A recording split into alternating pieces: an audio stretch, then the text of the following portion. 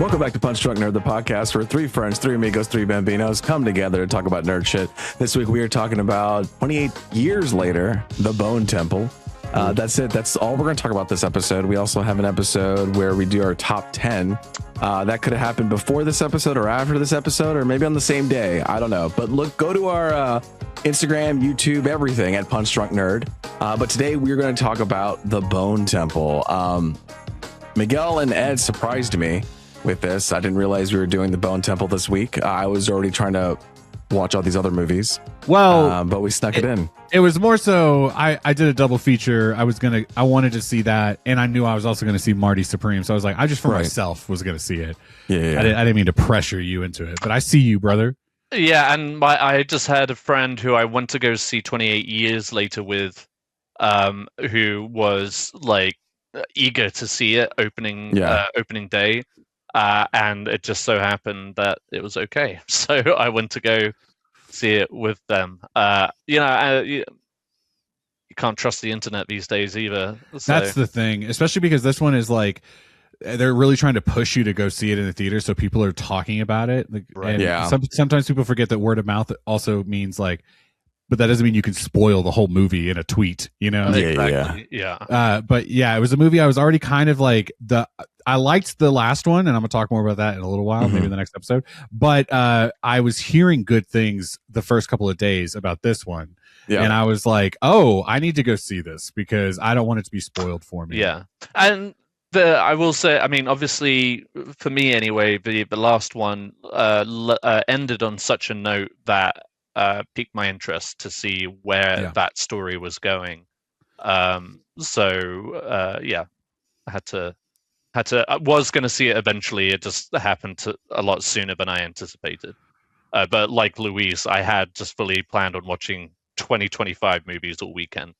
Which did not end up happening. It was kind of a surprise push to see this one. I agree. Like, I think we all could have, because I think it's not doing as well as 28 years later. Hey, it definitely needs a theatrical push for 28. We three are going to saved cinema this year. We're saving cinema with Tom Cruise together, hand in hand. Right. It's like between Tom Cruise and us, you know what I mean? Like we have saved so many. Our movies. stars are going to be right next to each other down the Hollywood Walk of Fame. You know what I mean?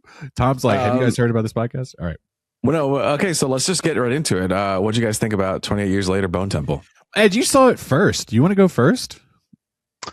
Damn, you're letting Ed go first? Usually you like to go first. No. I mean, I can if you want. Would you rather me do that? Yeah, go for it. All right. Well, all right, you guys. I like a lot of people last year, I went and saw 28 Years Later. The unfortunate thing about that movie was it was a little divisive. People kind of walked away either loving it or going, I hated that movie. Which kind of sucks because it didn't strive, I don't think, to be a really like one way or the other type movie. I think it was the ending that really did it for most people. It came out of nowhere. It was a little bit of like a tone shift, and the fact that it didn't say we're going to be a big zombie movie. We're not about killing all the zombies and all the big zombie action pieces. It was a much quieter, much more subdued film. And so I think that's what's kind of hurting the sequel this year is people go, well, I didn't love the first one. I don't really need to go. I'll wait and go see. But you guys, it's getting really good word of mouth. The people that are going to see this movie are coming away and basically saying, wow, what a moment this movie was. And so I saw like a couple of, not clips, but I saw a couple of people alluding to scenes. And I was like, I had to dodge. And I finally was like, hey, babe, can I they want me to go see Marty Supreme, but I also really want to see this one. Like, can we squeeze it in? Like, can I do like a double feature? You good? And she was like, yeah, go. And so I went and I did both in one night. And I was really looking forward to this movie. I was really looking forward to it. And I still am. I want to go see it again. Guys, this movie fucking rocked, dude. Yeah. I loved this movie, okay? I just like every choice, I was just like, whoa, what are we going to do next? And I think that was the surprising thing by the end of the first movie of 28 Years Later and this one. Both times I went, ooh, let me see what you're going to do next. Because it not just because of cliffhangers or anything, but more so because I was like, oh, you decided to like handle this franchise and this genre in a way that was really beautiful. And, you know, a lot of really great shots, a lot of really great acting. In this movie in particular, some really standout scenes that aren't your typical zombie moments, you know? Mm-hmm. And with the zombies and with the humans, it was like, we're going to do something that are big pieces, but not what you expect. And that is what we all go to the movies for, right? Like, you hate to be like, I can tell you exactly what's going to happen in this movie before I even see it. Yeah. So I love the surprises. I love the performances. I'm trying to be a little vague so I give everyone a chance to talk, but there are some really big standout moments that I'm going to talk about, not just from my perspective, but also from like my audience's perspective, which I had a really good audience. So 28 years later, Bone Temple, man, I'll tell you what, you guys, if you're on the fence, just on my vague 2 cents, go fucking see this movie. It's good. All right, Ed, your turn. You're up to bat. All right, so we've mentioned it multiple times before. I'm not a big zombie genre horror fan, but I have seen the very first one. I saw 28 years later. I enjoyed it, and like I said, I found the ending the most intriguing part. It was like a little uneven journey for me, but overall, I liked that movie. But I guess I wouldn't go as far as to say like I loved it or whatever, but I enjoyed. But to that point, I didn't go into this movie feeling precious about any which way that the story could turn, because the one thing about 28 years later, as you already said, Miguel, is like it took some surprising turns, you know, dramatically, tonally, however you want to look at it. But it did some interesting things, and it set up some very, very interesting characters, which we dive straight into again with this movie. And the biggest selling point for me in this movie was Josh O'Connor, who will get back in. Not Josh O'Connor. No. Idiot. I was about to say, what the Jack fuck? O'Connell. What movie did you Jack see? O'Connell. You stupid fuck. Yeah, guys. Put some respect on his name, dude. You're too obsessed with Josh. I know. Oh, Josh. But this is another O that I'm obsessed with because we'll get more into him, but I do love Jack O'Connell, and I think the fact that he's only now just getting his flowers, as it were, is, you know, I'm glad, but like, man, he's been great for a while, and people are only just picking up on it. But yeah, just like at no point did I have any expectations, nor did I have much sense of where this was gonna go, and it was almost like at every turn that it kept me on board. You know, it could have gone one way, but then it goes another way, and it works. You know, and you, especially with zombie movies, I feel like there are certain tropes that I just like find tiresome, and this, you know, even if it did touch on some of those, it just approached it very differently and with a lot of thought behind it. Like, it wasn't everything felt deliberate, and I enjoyed most of the characters, and the action, as Miguel said, was surprising and kept me. I would say this is actually one of the grislier entries of this franchise, as far as like gore and violence goes, and it definitely shows you just like a very, you know, to some degrees, very realistic portrayal of just the human condition in a world like this, and for that I enjoyed it. And so yeah, I mean, overall I really did enjoy it. I texted Miguel on the side because I don't think you had seen it yet, Luis, but I was like, you know, a little bummed that it didn't do so hot at the box office. I thought this franchise was a little stronger than that, but maybe the word of mouth will give it the boost it needs this following weekend. But yeah, I think it was a solid film, and again, it just leaves me wondering, like, where is it going from here? How does this story wrap? Because I at no point whenever I saw 28 Days Later did I see this coming from it. You know what I mean? Yeah. So I'm keen to see where it goes. I'm keen to see some of these characters return. But overall, yeah, I thought it was a good time and definitely worth people's attention at the theater for sure. Because there are some really stunning visuals in this too, and we'll get more into it. But yeah. Absolutely. Yeah, between 28 years later and 28 years later, Bone Temple. I think I left out of Bone Temple. I was like, oh yeah, I liked it. It's pretty good. This one, I was like, oh, I loved this one. I loved this one. I liked it way more than I think 28 years later. Yeah. And I appreciated that it was kind of these two parallel stories that were happening at the exact same time. And it was kind of simplistic in the way that it was done.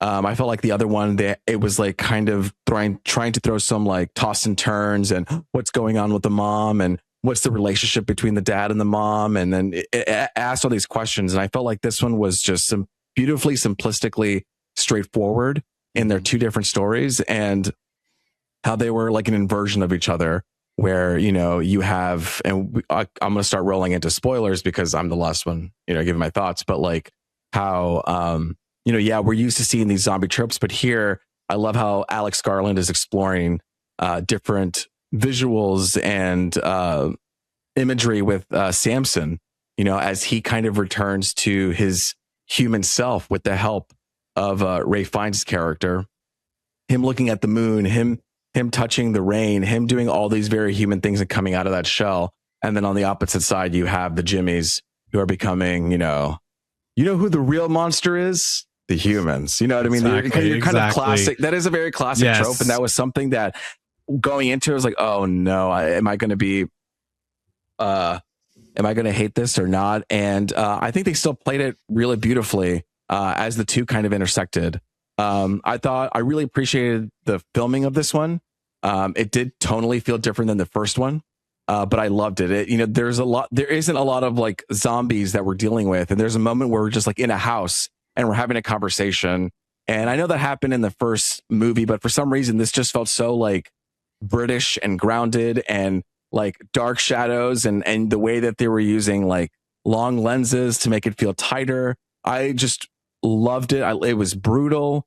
And I love that we are doing so many like about faces in taking a corner with each movie. Like we're going one direction. We're doing like a father, community, son story. And then we switched over here and we have another story about life and humanity and all of these things. And then now we're going into the third story where, spoiler alert, Cillian Murphy's character shows up. It has that awesome music that chimes back in and you're like, fuck, we're ready for this. And now that I've gone through these two experiences of these two movies, I'm like, okay, we're going to have a different tone again. We're going to have a different direction. And it gets me excited to kind of experience that. Alex Garland is just doing some amazing stuff. And he's on a roll. And I had a really fun time. How clear and direct this was and how meaningful some of this, what it was trying to give. I think more so because we knew, not everybody going into this, but we know going into this that the overall plan, there's a third movie in mind. And sometimes sequel movies or the middle movies can suffer from that or get a little too plot heavy. But like you said, it has such a simple and direct, it's like a little bubble of a story. Yeah, totally. And like it makes me worried about the other ones because like the first one has to set the world up. Third one has to wrap it up. And the second one feels very free to be like, we're just going to like focus on this crazy group of like Satanists. Yeah. And then like a little story behind like the infected and Ray Fiennes' character. It's like the second one knew we may not actually get that third movie, right? Like what if this whole franchise doesn't take off and we don't get that third one? Yeah. So I'm going to be free to tell the story I want to now. I'll wrap it up how I want to. Yeah. And we'll see how it goes. Yeah, exactly. I think, but it takes those bold swings, as subtle as the whole movie feels. But what I have been enjoying about it is that, like, paired with the first one, it feels almost genre defying, even though like 28 Sure. Days set this up as this world and everything. This these last two movies where you have these separate communities or just like these little houses that are posted where people have created their own world. It does feel almost like a fantasy world, and they've created their own mythos and their own lore. Like you have Dr. Kinson, who Kilson, or Ralph Fiennes' his character, who has his little area, and he's created this wonderful, magical, but also very haunting area that's like an ode to humanity. And then you have, yes, the Jimmies, who are eccentric and radical and torturing humans as much as the what do you call it, the infected. And then you have the infected, who themselves are starting to become characters. I mean, namely through Samson, who becomes his own thing. That, like, in any lesser hands, I think could have been a massive eye roll when that story started taking that transition to him being cured. But like, at no point did I thought I was coming into a movie and I was going to watch Ralph Fiennes and Samson getting high on a hill together, just sitting there and just chatting. And I could have watched the whole movie of that. I could have watched the whole movie of Dr. Kilson and Jimmy chatting together. But you know what's great? I'm sorry, because I'm going to forget if no, go for it. I'm going to forget these two moments you just mentioned because I'm prattling. What? No. Both of those moments were also very scary moments because you know the implications of what could happen. And with I keep wanting to say Dr. Kelso, like from that '70s show. Someone should look right? up It's Ian, Dr. right? Kelso. Ian? It's isn't his name Ian? Oh, well, I'm just gonna look it up. Fucking IMDb. It is Ian. It is. Thank Ian. you. Okay. Yeah. But so you talk about that moment where he gets high with Samson, and that's like a whole moment where he's like kind of experimenting, trying to figure out like, can we coexist? And then he also gets high on the morphine and he lays down on that hill and goes to sleep. And he wakes up and he goes, "Oh, perfect," or whatever. I'm alive. But that whole moment, if you think about it, we've already seen Samson rip a dude's head off of his body. Dude. Like he could have at any moment, like imagine like a sedated like grizzly bear or something, it's like the moment it wakes back up, it's gonna kick back into its natural instincts. And so that's terrifying. Yeah. And then he wakes up and everything's okay. Same thing with talking with Jimmy. We know as the audience what Jimmy and the crew are capable of doing, and that he is willing to do whatever he just like kind of pleases in the moment. And it's almost like in the moment, he's kind of like humoring the doctor. But then there's also this really great back and forth where the doctor is kind of like, well, I can kind of humor you too. Like he knows how to play with these beasts. Yeah. And I just think like I was a little worried coming into Bone Temple because it was like, what are we doing? Why are we going from 28 years later? And then it's like, because especially it's been like days, weeks, years. And then all of a sudden it's like the Dark Knight Rises for me. It's like, did we need to like capitalize off of that to make a sequel or something? The Dark Knight. But here it was like, oh no, we have more story to tell with him. He didn't just like show up last movie for no reason. Like there's something going on, and it was really it's interesting that the story the central focus of the previous one was through Spike and his growth from his community going exploring and coming to understand the outside world, and then getting a better understanding than his father perhaps has. But he and not necessarily in a bad way, but he kind of takes a sidestep. So that the Jimmies and Ralph Fiennes and Samson to a certain degree are the central focus of this story, and that's what I mean. You're meeting it's like these monsters and characters from like a fantasy. But not story. Even just from like a script perspective to like push him aside so you can see these characters.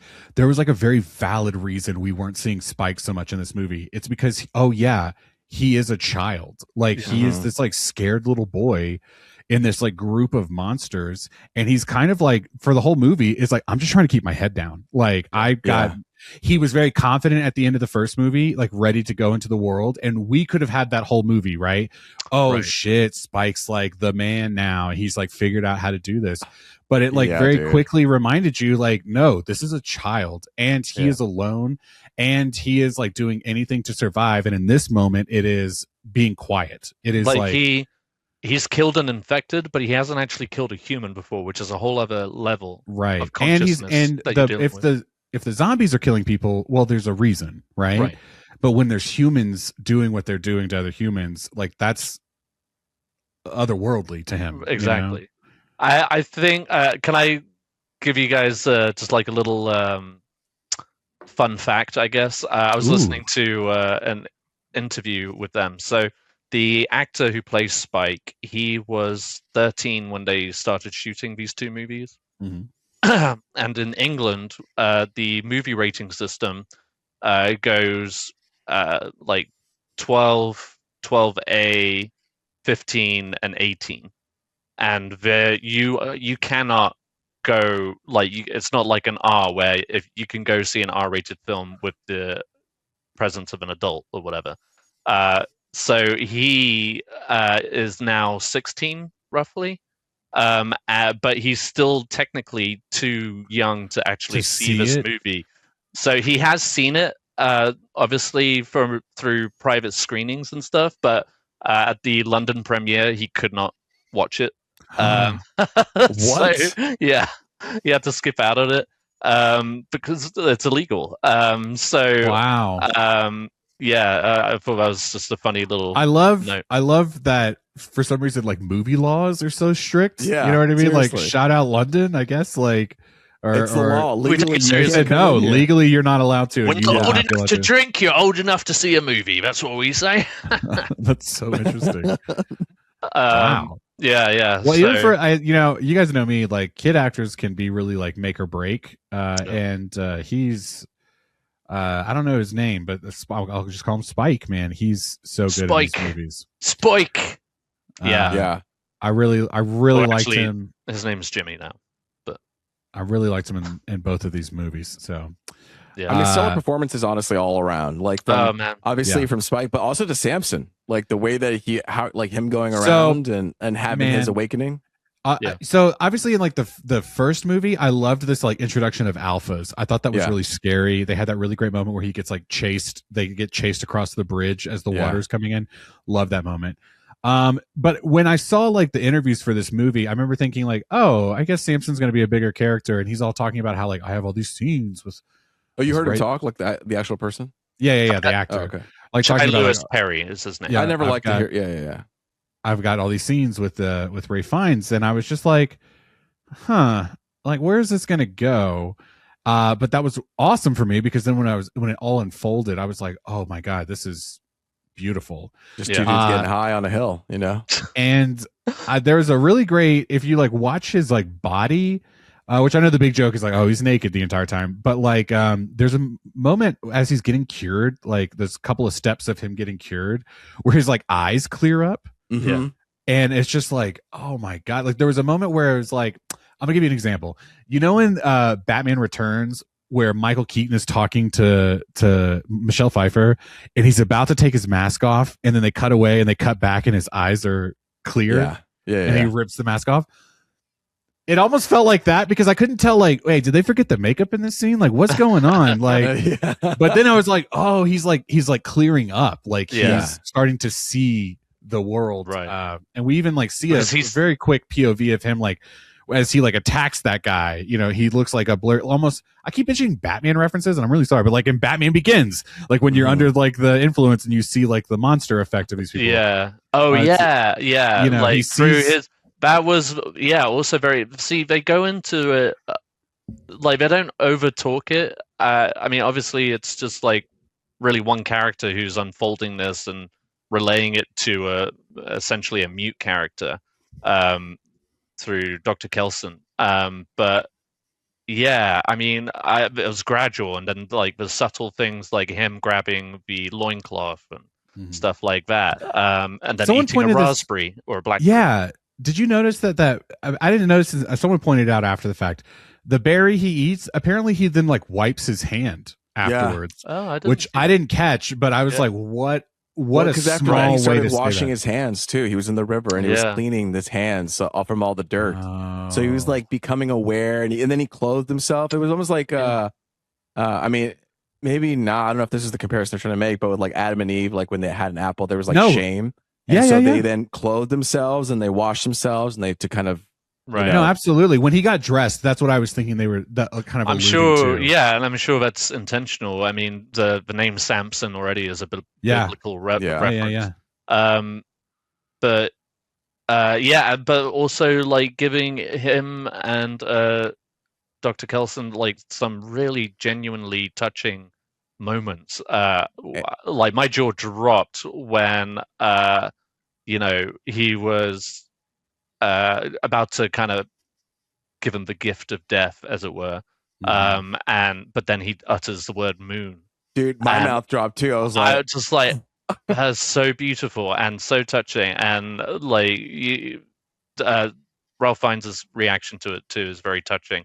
And then only to see where that referred to in his past on the train with the book whenever everything happened. I don't know if I needed that book part, to be honest. I didn't need it, but man, I felt like, come on, add some more context to that. Like, it's a fucking moon. We're all human. The moon means a lot to all of us. And I agree. I see what you're saying, but also it's like it was him as a child looking at it too, which I think also really spoke to what was happening. He was not just becoming human, like he was connecting to his like inner self. You know what I mean? Right, or on a really deep level, where his self left off. Just like where the Jimmy story started. You want me back? Was he the dad on the train or the kid on the train? He was the kid on the train. I thought he was the kid.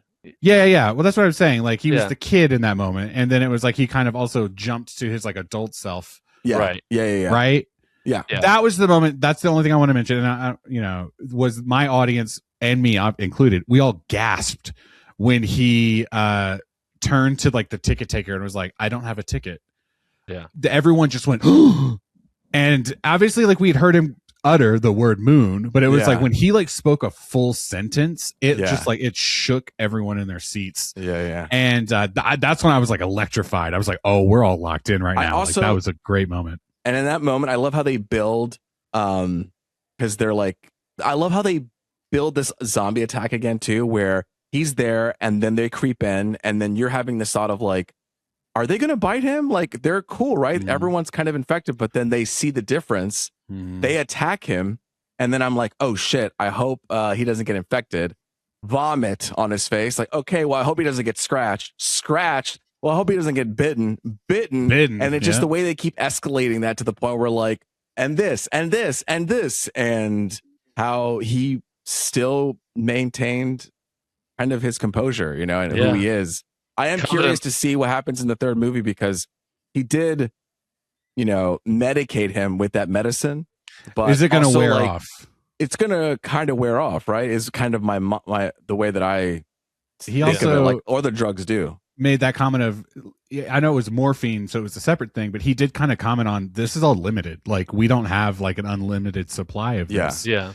Well, it was, I don't know. You could look at it also. Maybe this is how they're looking at it. It is just that it's an illness, right? When you have like a virus and it's gone, right? It's gone after you cure it, after you've medicated it. And granted, he only got like one dose of that medication, but maybe it was just enough to the perfect cocktail. Exactly. That was something lost. Presumably, I mean, unless Samson like an antibiotic for your brain kind of situation, where it like cleanses it in some sort of way. But like, was that lost with the doctor? We don't know. Like, is that about? It's not like that's going to be thrown. Will we into even see Samson production again? In the third one, exactly. Like, who knows? Is he just done? So one of the things Ed and I talked about, and this is all kind of related, is expectations for a third one. And I won't get into the end clip just yet, but one of the things that I was telling Ed was I had my expectations going into the first one, and to the second one. And now that I see what they're setting up, and it's like, where could it go? I have all these things I want to see, and then something that I'm trying to like really kind of like grapple with myself is like to kind of like bring myself to the theater and be like, you know, meet the filmmakers, meet the creatives in the middle, and go, I'm gonna watch your movie and not just like assume what I want to see. And it's like, I think that's really hard for a lot of audiences. It's like, it's hard to do that. This is a franchise. What happens when you see Iron Man 1? You want to see Iron Man 3. You know what I mean? Like, you want to see Avengers. You want it to go in that direction. And it's like 28 years later has said, we understand the lore of this world, and we're going to give you something that is not what you're expecting, which is some people really hated about the first movie. Yeah. But it's like, for this third one, it's like, questions like, yeah, do I want to see Samson again? I might not. Do I want him to be cured? He might not. You know, obviously at the end of this movie, they brought back, I think we already said it, but Cillian Murphy. It's like, am I going to see what I told Ed is like, you know, am I going to see 28 Days Later Part 2? Like, am I going to get like that zombie movie? Or is it going to be like, no, not what you want to see, but what you kind of need for this story? Right. And so, because I'm so excited. Okay, go ahead. No, go ahead. I was gonna say, I'm so excited for, if you know, I feel like they're gonna do the third one. Like, on this third one, because you have so many different perspectives. You have 4 different perspectives coming into it between him, his daughter, Spike, and then this Satanist girl who knows she's like the wild card of what's gonna happen. And so their ideology is going to clash. In like so many different ways, and they're going to enable each other. It's going to be fascinating to see where it takes it. And you've also got the Aaron Taylor Johnson element. Is he going to come back? That whole city, right? Right. Yeah. There was the baby that they gave him at the end of that first movie. You know what I mean? Which is another thing that they were kind of like Easter egging to Samson, right? Like, oh, this is like a baby that didn't get infected. Is the baby going to survive, or did the baby get infected through the blood? You know what I mean? Yeah. So there's all these like loose ends that can be, but it's like, will they? You know? Yeah. One of the things I thought was interesting, and I only thought about it after the fact, maybe like a day or two later. But after Spike and Jamina is her name, I think. I don't know what her real name is. Jamina was the one who died in the with the and then I think it was Jimmy Inc. might have been her name. No, I think it's reversed. Is it reversed? So Jimmy Inc. is the one who ends up with Spike. Okay. She takes off the wig, and there was like a really like visual moment where I don't know if this is true or not, but what it reminded me of as I thought about it later was Cillian Murphy and oh my god, I'm blanking on her name. His like partner in 28 Days Later. Tandy Wayne Newton. Yes. She's like dressed in that like red dress at the end of that movie. Oh. And there's a shot of them walking away before they meet up with Cillian at the end, where it's like she's wearing red and he's wearing this like navy blue tracksuit, which is kind of what those two characters were wearing in that first movie as well. And I was like, oh, are these like the new versions of that character, those characters moving forward, you know? Even though obviously we're going to see Cillian Murphy, and then he has a daughter and who's from them. But I don't know. I just thought there was really interesting like visual language with that. And that was just something that I was thinking about. I think they had an aerial shot too in that one where it like zoomed out. Yeah. For end of 28 years later. And I think it happened in this one too. Which I have to say something. Guys, I did fall asleep during the Marvels, okay? And that was purely because I had a beer too many, okay? Not because of any reason for that movie whatsoever. I want to champion that movie is so bad, but I just didn't. I know the internet really tears it apart. Guys, fuck that. Nia DaCosta, man, she really won me over with this movie, man. Yeah. What a director. Well, and it was like, go ahead. I was sorry, just to bounce up. Like, it also like kind of makes me a little bit angry for the Marvels, because it's like, you had this in your arsenal, and then you like put her on a leash and you kept her in a parameter that like limited her what she was able to do visually, because she brought so much to the table, from like Samson's Awakening to the Jimmy's, like the sky, the moving, the trees, like the different framing, like it like she was able to exercise all these different tools. watching these interviews where she talks to, you were kind of giving me shit because I shared that interview and you were like, oh, because she was talking about Star Wars, and Miguel doesn't like any of these things, but she is so down to earth and clearly competent. Like in a movie, I've done such a handful of movies that mainstream audiences would know.